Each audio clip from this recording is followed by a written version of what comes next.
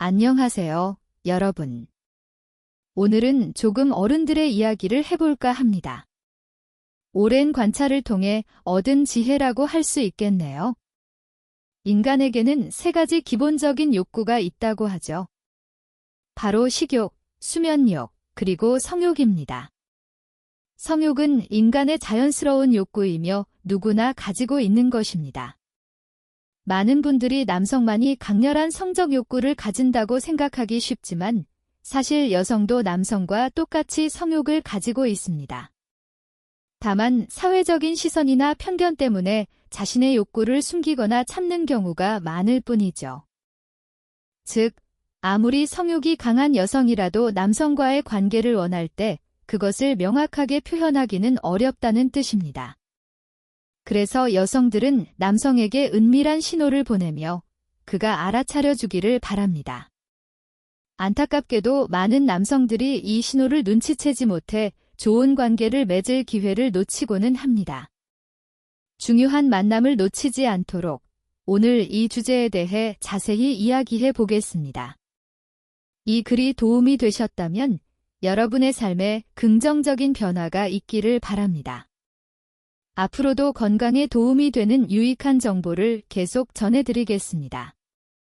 자, 그럼 여성이 잠자리를 원할 때 보내는 4가지 신호에 대해 자세히 알아보겠습니다. 대부분의 남성은 테스토스테론이라는 남성 호르몬이 줄어들면서 나이가 들수록 성욕이 점차 감소합니다. 하지만 여성의 경우는 다릅니다. 가장 젊고 아름다운 시기인 20대보다 중년이 되었을 때 성욕이 더 높아진다는 사실 알고 계셨나요? 심리학자 데이비스 부스 교수는 그 이유를 이렇게 설명합니다. 여성은 젊은 시절의 임신에 대한 두려움 때문에 성관계에 조심스러운 경향이 있습니다. 아기를 가짐으로써 발생할 수 있는 여러 위험과 책임을 충분히 인지하고 있기 때문이죠. 하지만 40대가 되어 임신의 가능성이 줄어들면 이러한 걱정도 함께 줄어듭니다. 또한 30대의 많은 여성들은 출산과 육아에 전념하지만 40대나 50대가 되면 아이들도 성장해 엄마로서의 의무가 한결 가벼워집니다. 간단히 말해 여성의 40대는 생물학적으로나 심리적으로나 성관계를 더욱 자유롭게 즐길 수 있는 시기인 것입니다. 따라서 여성은 40대에서 50대의 중년기에 성적으로 더욱 활발해집니다. 그러니 남성이 젊은 여성과 관계를 맺는 것보다 중년 여성과 관계를 맺는 것이 서로의 바람이 일치하기 쉬울 수도 있습니다. 성욕이 강한 여성이라도 오늘 밤 같이 있고 싶어요 라고 직접적으로 말하지는 않습니다. 진화 심리학적으로 여성은 수동적인 입장에 익숙하기 때문에 이런 현상이 나타납니다. 여성은 직접적인 말보다는 여러 가지 간접적인 방법으로 남성이 알아차리고 이끌어주기를 바랍니다. 여성은 테스토스테론이 증가해 성욕이 높아지면 평소보다 화장을 진하게 하거나 섹시한 옷을 입기도 합니다. 경쟁심을 높이는 테스토스테론의 특성상 이성 앞에서 매력적으로 보이고 싶은 마음이 강해지기 때문입니다.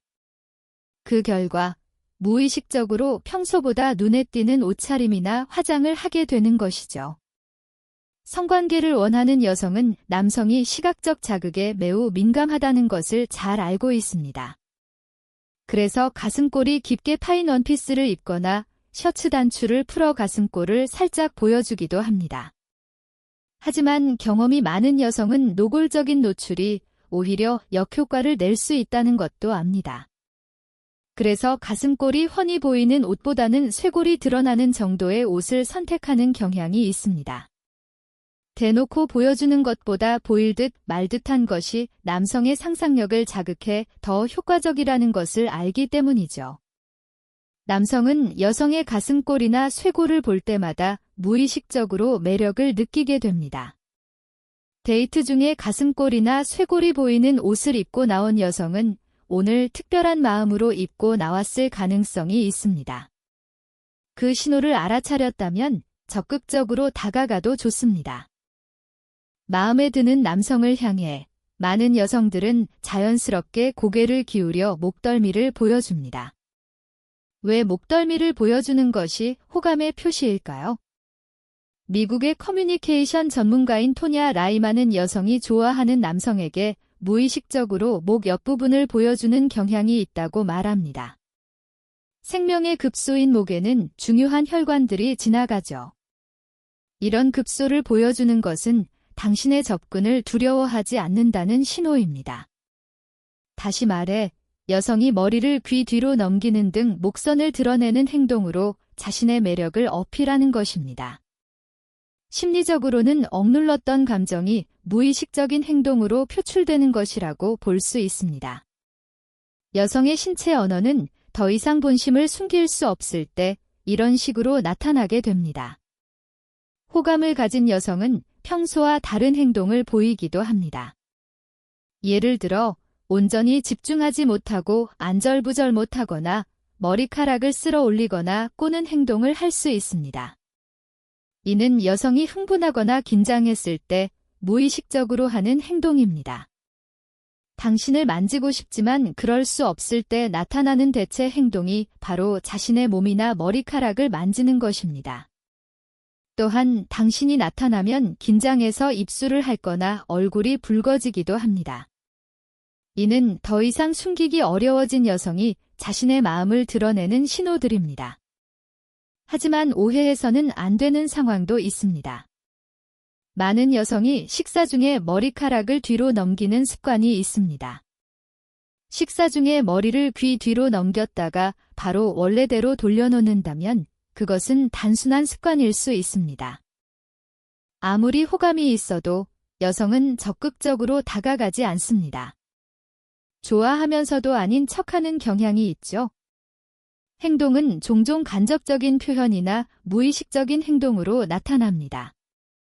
이런 여성의 호감 표현 중 하나가 바로 몰래 훔쳐보는 것입니다.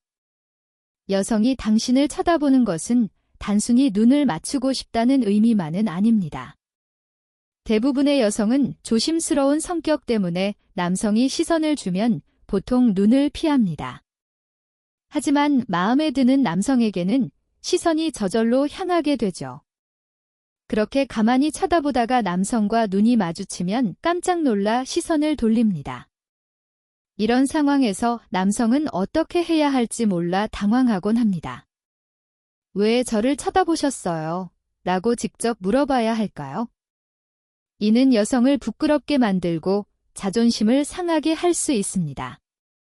많은 남성들이 여성의 마음을 알기 위해 직접적으로 질문하는 실수를 하지만 연애 고수들은 묻지 않고도 여성의 마음을 읽을 수 있습니다.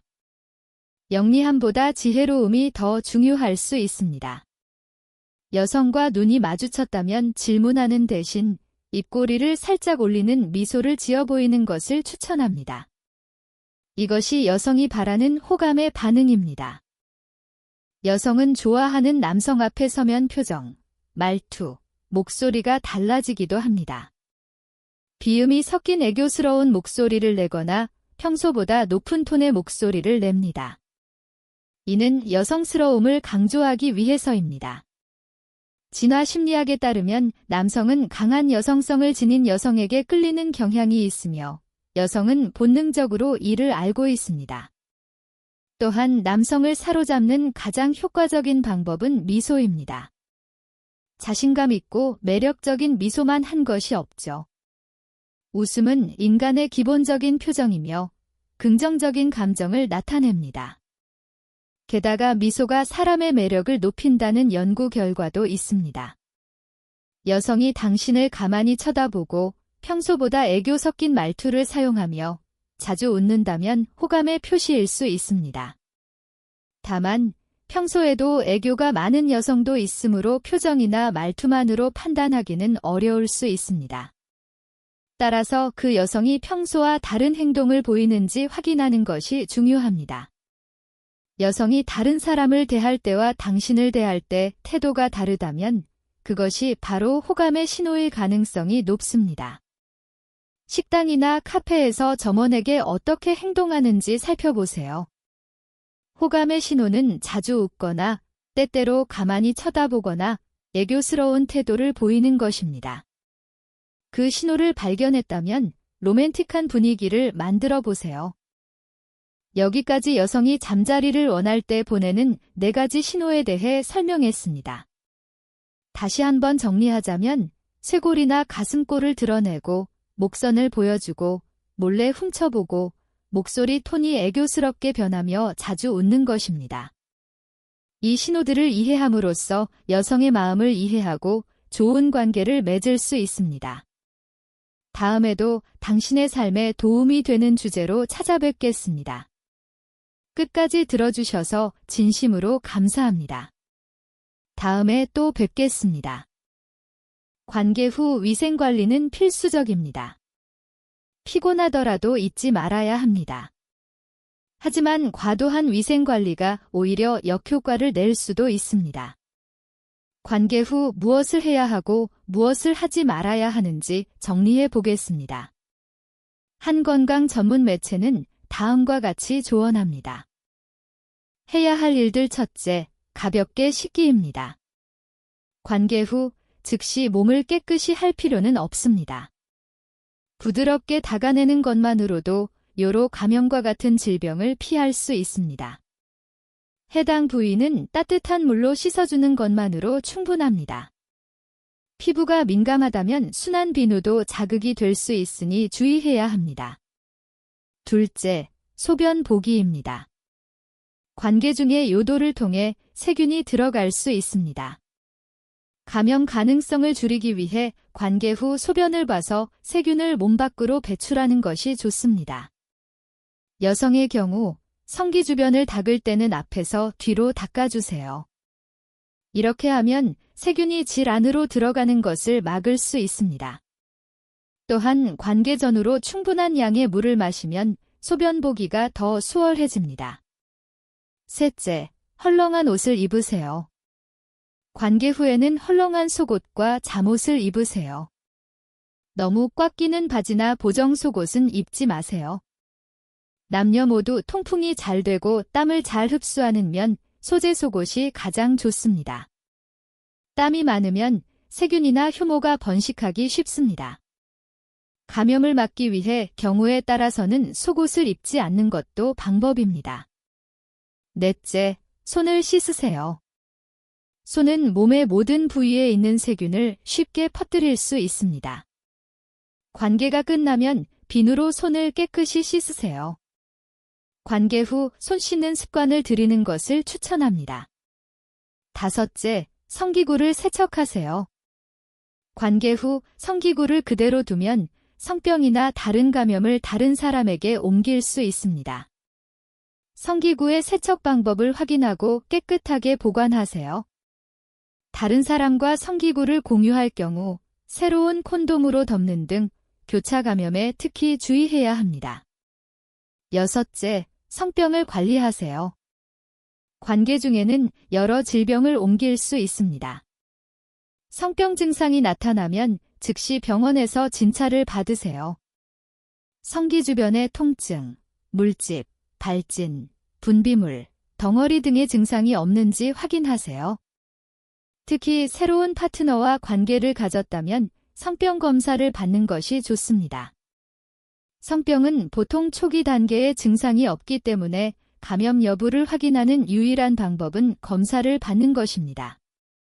일곱째, 임신 중 관계 시에는 특히 주의가 필요합니다. 임신 중 관계를 갖는 것은 요로 감염 등 감염 위험을 높일 수 있습니다. 따라서 관계 후 소변복이나 몸을 씻는 등 기본적인 관리를 해야 합니다.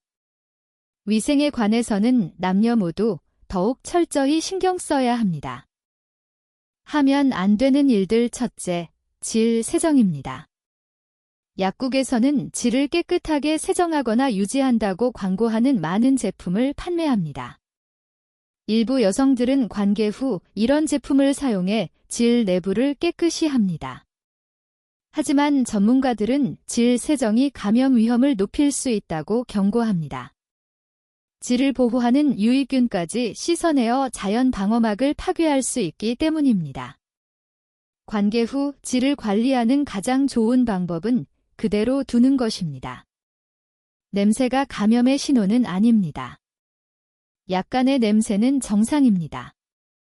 둘째, 강한 세정제 사용입니다. 화학적인 세정제나 스크럽 등은 피부에 상처를 낼 수 있습니다.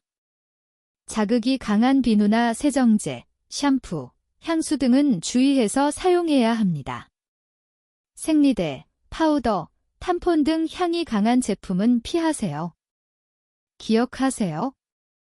관계가 끝나면 따뜻한 물로 부드럽게 씻어내는 것만으로 충분합니다.